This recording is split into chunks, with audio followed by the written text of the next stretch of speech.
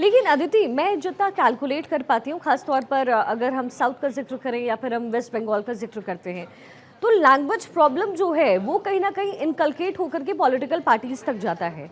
ये कैसे सॉल्व होगा? आपने देखा अन्नामलाई का स्टैंड भी बहुत क्लियर आउट बीजेपी ने किया है, तो क्या एक पैठ बना पाएगी बीजेपी ये इतना मजबूती से? क्या ये संभव है?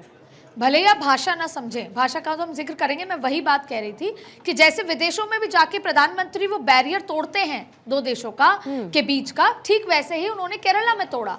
सबसे पहले केरला को इतनी बड़ी सौगात दी पोर्ट वाली, अडानी को ये कह दिया कि अब गुजरात वाले आपसे नाराज हो जाएंगे कि आपने केरला में इतना सेमी ऑटोमेटिक पोर्ट दे दिया जो आपने गुजरात में नहीं बनाया। तो सबसे पहले तो ट्रेलर ये दिया केरला के लोगों को कि आपको डेवलपमेंट तो भारतीय जनता पार्टी और नरेंद्र मोदी ही दे सकते हैं, फिर आगे बात करते हैं।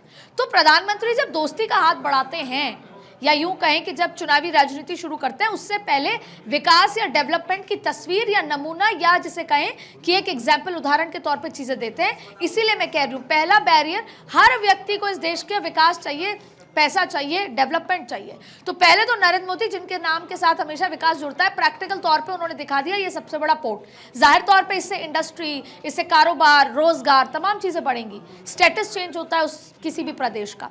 पहले ये बता दिया। अब उन्होंने कहा देखो डेवलपमेंट मैं दे सकता हूँ।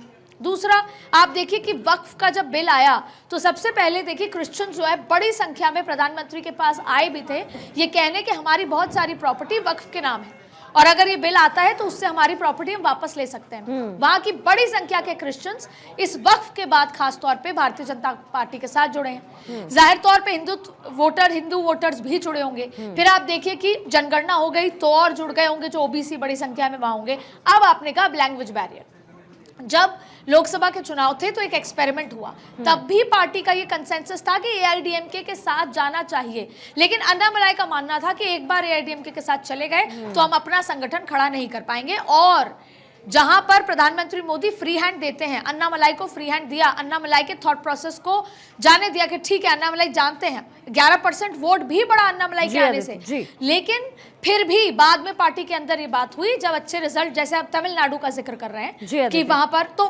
फिर ये आया कि एआईडीएमके के साथ जाएंगे। केरला में बड़ी संख्या में क्रिश्चियन और हिंदू वोट साथ आएगा, एआईडीएमके में अन्नामलाई रहेंगे, चुनाव भी लड़ेंगे, लेकिन एआईडीएमके के साथ अलायंस होगा। एआईडीएमके के एक व्यक्ति को भाजपा में ज्वाइन करा के प्रदेश अध्यक्ष बना लिया। तो आप देखिए गेम किस तरीके से। लेकिन इन सबके आगे पहले दोनों को ही कहा है कि विकास हम करेंगे, परियोजनाएं हम देंगे, योजनाएं हम देंगे, और फिर इसके बाद आपकी चुनावी राजनीति में आगे बढ़ेंगे। और अब उसी तरह की बात यहाँ पर, और दोनों ही राज्यों के लिए नरेंद्र मोदी और भारतीय जनता पार्टी काफी कॉन्फिडेंट नजर आ रहे हैं। तो बिल्कुल, क्योंकि रणनीति बनानी जरूरी है, और क्या प्रधानमंत्री मोदी का ये जो चेंजिंग स्टाइल है वो क्या मास्टर स्ट्रोक साबित हो पाएगा, ये तो अगले साल ही पता चलेगा। फिलहाल अदिति, बहुत बहुत शुक्रिया इस पूरे विश्लेषण के लिए।